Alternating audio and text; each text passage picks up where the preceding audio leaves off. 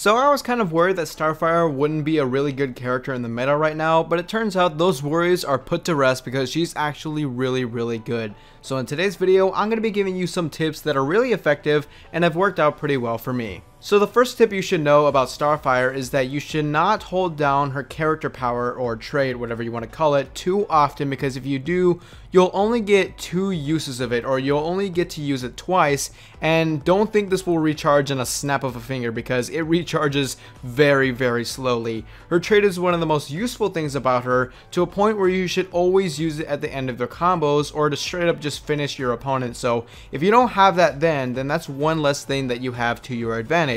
It's like Black Adam's trait, where it's something that you must have at all times. So just imagine how Black Adam would be without his trait for most of the match and only got to use it like once or twice during the whole entire match.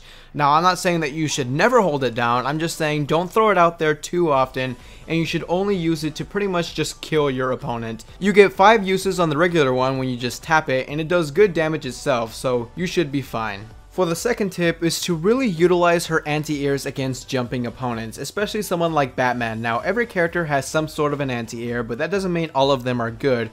But in Starfire's case, they are really good.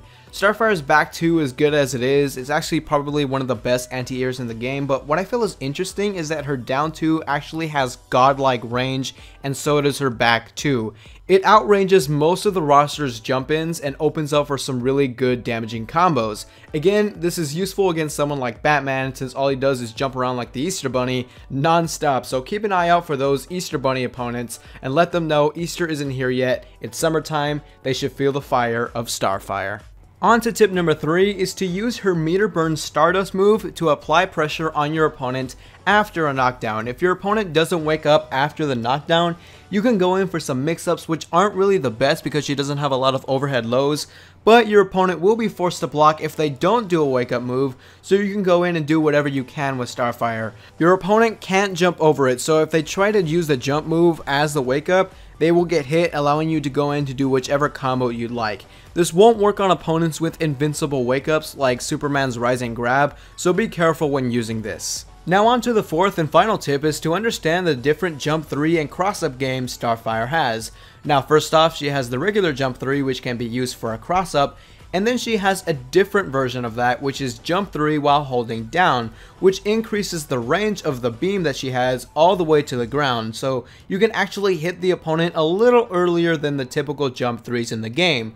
Both of them can be used for cross-ups. However, you can fake the cross-up by spinning backwards, which will keep you on the same side. If your opponent thinks you're going for a cross-up, they will block the other way, and then you'll have the opportunity to hit them some more. So by default, on holding down, she's spinning forward.